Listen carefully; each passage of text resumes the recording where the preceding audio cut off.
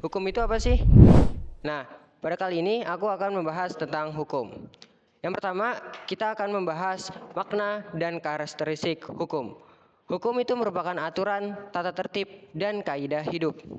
Menurut Simon Narkir dan Warjono Susprapnoto, bahwa hukum sebagai peraturan yang bersifat memaksa dan menentukan tingkah laku manusia dibuat oleh badan resmi yang berwajib, sehingga jika terjadi pelanggaran akan mendapatkan hukuman tertentu. Oke, lanjut. Kita akan membahas tentang unsur-unsur hukum. Di dalam hukum juga terdapat beberapa unsur. Yang pertama, peraturan mengenai tingkah laku manusia. Yang kedua, pengadaan peraturan dilakukan oleh badan resmi berwajib. Yang ketiga, peraturan bersifat memaksa.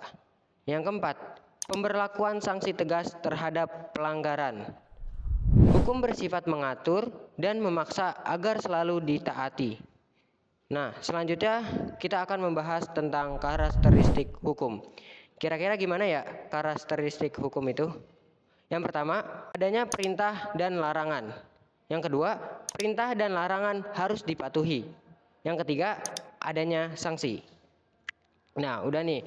Sekarang kita akan membahas yaitu adanya perintah larangan dulu nih. Secara umum, hukum berisi perintah atau larangan-larangan. Artinya, hukum bisa berupa perintah berkewajiban untuk melakukan sesuatu, contoh membayar pajak, tetapi juga bisa berupa larangan untuk melakukan sesuatu yang dianggap termasuk perbuatan kriminal. Contohnya, dilarang melakukan pembunuhan. Kemudian, karakteristik hukum yang kedua yaitu perintah dan larangan harus dipatuhi. Maksudnya, perintah dan larangan pada aturan hukum itu harus dipatuhi setiap orang. Nggak ada pengecualian pada aturan hukum, baik itu pejabat atau warga biasa. Selanjutnya, karakteristik hukum yang ketiga yaitu adanya sanksi. Jadi, hukum itu juga meliputi sanksi dan hukuman bagi para pelanggarnya. Karakteristik hukum yang satu ini memberikan ketegasan bagi masyarakat agar tidak melanggar hukum. Bagi yang melanggar hukum akan dikenakan sanksi atau hukuman. Oke, sekarang kita bahas tentang penggolongan hukum. Yang pertama, hukum menurut bentuknya. Ada hukum tertulis dan tidak tertulis. Hukum tertulis merupakan aturan atau undang-undang dan terdapat sanksi. Hukum tidak tertulis yaitu kebiasaan atau norma, adat istiadat, dan tidak terdapat sanksi.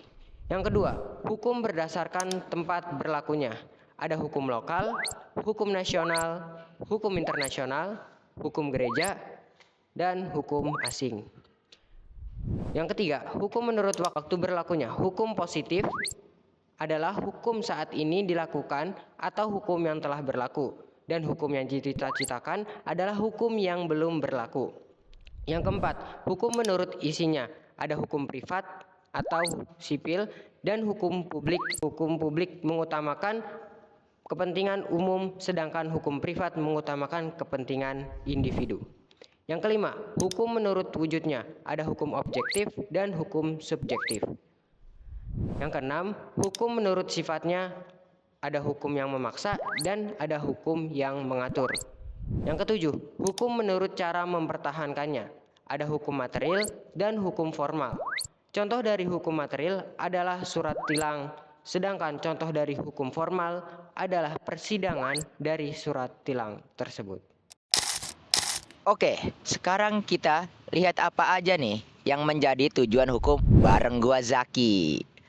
Tujuan ditetapkan hukum bagi suatu negara itu adalah untuk 1. Menegakkan kebenaran dan keadilan. 2. Mencegah tindakan yang sewenang-wenang. 3. Melindungi hak asasi manusia serta menciptakan suasana yang tertib, aman, dan damai. Ada juga nih tujuan hukum menurut Noto Hamid Jojo. Menurutnya, tujuan hukum adalah pertama, menciptakan tata tertib dan kedamaian dalam masyarakat. Kedua, mewujudkan keadilan, serta memanusiakan manusia. Oke, lanjut. Sekarang kita akan lihat apa aja fungsi dari hukum. Hukum memiliki 3 fungsi, yaitu: 1. Sebagai pengatur tata tertib hubungan masyarakat. Hukum berperan dalam mengatur tata tertib hubungan antar individu dalam masyarakat. Ini mencakup regulasi-regulasi yang mengatur tindakan-tindakan yang diperbolehkan atau dilarang dalam interaksi sosial. Contohnya, hukum pidana mengatur tata tertib masyarakat dengan menetapkan sanksi bagi pelanggaran tertentu. 2. Sarana mewujudkan keadilan lahir batin. Hukum bertujuan untuk mewujudkan keadilan baik secara fisik maupun psikologis bagi individu dan masyarakat. Keadilan lahir mencakup penegakan hukum yang adil dan penerapan sanksi yang sepadan dengan pelanggaran yang dilakukan. Sementara keadilan batin mencakup pemenuhan kebutuhan akan keadilan emosional dan moral, seperti pemulihan korban dan perasaan keadilan yang dirasakan oleh masyarakat. 3. Penggerak pembangunan hukum memainkan peran penting dalam mengarahkan dan mendorong pembangunan dalam masyarakat. Ini meliputi regulasi-regulasi yang mendukung pertumbuhan ekonomi, perlindungan lingkungan, peningkatan kesejahteraan sosial, dan pembangunan infrastruktur. Hukum memberikan kerangka kerja yang diperlukan untuk memfasilitasi investasi, perdagangan, dan inovasi yang mendukung pembangunan berkelanjutan. Oke, kita lanjut ke sumber hukum Indonesia dan tata hukum Indonesia. Bareng gua, Raihan. Sumber hukum merupakan segala hal yang menimbulkan aturan dengan kekuatan memaksa untuk memberlakukan sanksi tegas kepada pelanggarnya. Adapun sumber hukum formal yang merupakan perwujudan isi atau materi hukum material yang menentukan keberlakuan hukum itu sendiri. Sumber hukum formal terbagi atas undang-undang hukum tidak tertulis, keputusan hakim, traktat, dan doktrin. Kita bahas dari yang undang-undang dulu. Dalam arti material undang-undang merupakan peraturan yang dikeluarkan oleh pemerintah dengan isi yang mengikat secara umum dan berlaku bagi semua warga negara. Dalam arti formal, undang-undang merupakan peraturan yang disebut undang-undang karena bentuknya. Hukum tidak tertulis berdasarkan kebiasaan merupakan perbuatan terhadap hal yang sama atau diulang-ulang serta diterima dan diakui oleh masyarakat yang juga disebut konvensi. Keputusan hakim atau jurisprudensi artinya penggunaan keputusan hakim terdahulu sebagai pedoman oleh hakim lain untuk memutuskan perkara serupa yang tidak diatur undang-undang. Traktat merupakan perjanjian yang dibuat oleh dua negara atau lebih berkaitan dengan negara dengan persoalan tertentu antar negara. Ada dua jenis traktat. Yang pertama itu traktat bilateral dan traktat multilateral. Traktat bilateral dibuat oleh dua negara secara tertutup, sedangkan traktat multilateral yang dibuat oleh lebih dari dua negara yang bersifat terbuka. Doktrin merupakan berasal dari pendapat para ahli hukum terkemuka yang dijadikan dasar atau asas penting hukum beserta penerapannya. Oke, lanjut ke tata hukum Indonesia. Tata hukum Indonesia ditetapkan oleh masyarakat hukum Indonesia. Oleh karena itu, tata hukum Indonesia baru ada ketika negara diproklamirkan pada tanggal 17 Agustus 1945. Hal ini juga berlaku terhadap peraturan-peraturan yang ada sejak masa pemerintah Hindia Belanda.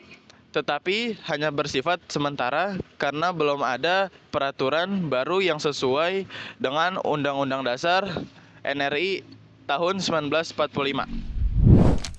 Oke, lanjut. Kita akan ngebahas tentang sistem peradilan di Indonesia bareng gua Yosua. Kita akan membahas pengertian dan tujuan dasar hukum klarifikasi, lembaga peradilan atau perangkat lembaga peradilan, dan peran lembaga peradilan.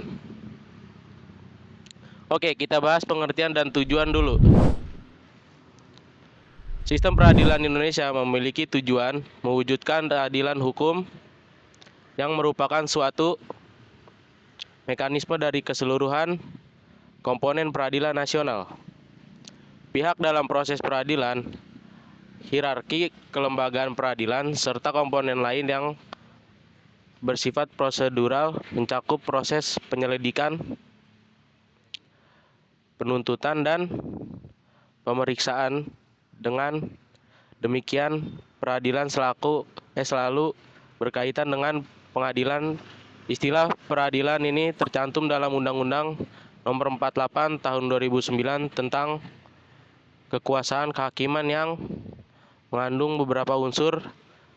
Pertama, peradilan dinyatakan sebagai suatu sistem atau proses penegakan hukum dan keadilan. Kedua, penegakan hukum dan keadilan tersebut dilakukan berdasarkan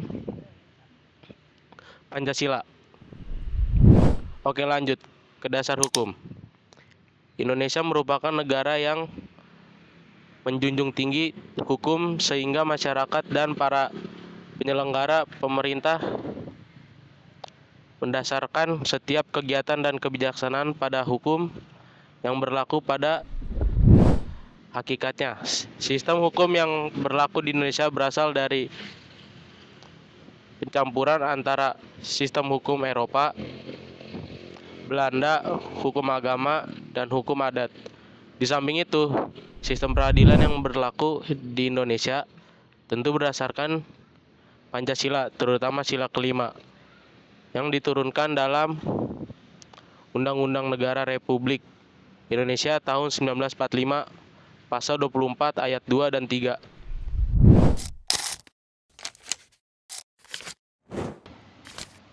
Lanjut ke klarifikasi lembaga peradilan.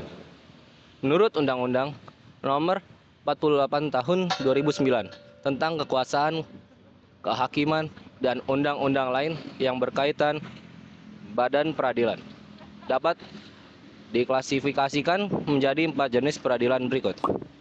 1. Peradilan umum terdiri atas pengadilan negeri, pengadilan tinggi, serta pengadilan khusus yang mencakup pengadilan anak, niaga, HAM, tindak pidana korupsi, hubungan industrial, dan perikanan. Pengadilan negeri bertugas memeriksa dan memutuskan perkara pada tingkat pertama dari segala perdata dan pidana sipil untuk semua golongan. Sedangkan pengadilan tinggi bertugas dan berwenang mengadili perkara pidana dan perdata pada tingkat banding. 2. Peradilan agama terdiri atas pengadilan agama, pengadilan tinggi agama, dan pengadilan khusus yang mencakup peradilan syariah Islam di Aceh. Pengadilan agama memiliki tugas memeriksa dan memutuskan perkara-perkara yang timbul antara rakyat yang beragama Islam dalam hal perkawinan, warisan, wasiat, hibah, wakaf, zakat, infak, sedekah, dan ekonomi syariah. 3.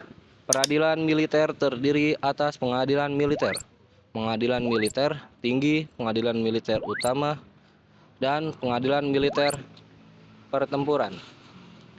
TNI yang melaksanakan kekuasaan pemerintahan negara dalam hal penuntutan dan penyidikan di lingkungan angkatan bersenjata berdasarkan pelimpahan Panglima TNI. 4.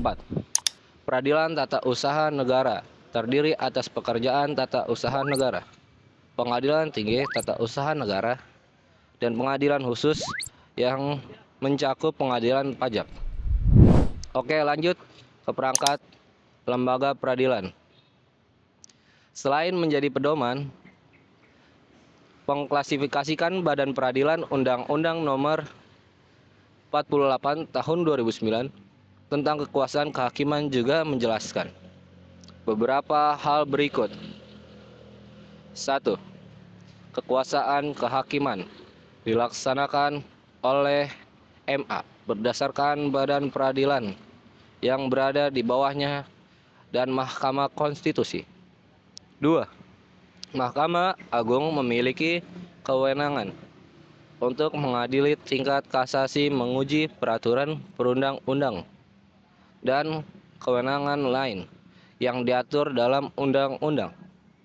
Hal tersebut terjadi karena MA merupakan pengadilan negara tertinggi di semua lingkungan peradilan serta lepas dari pengaruh pemerintahan.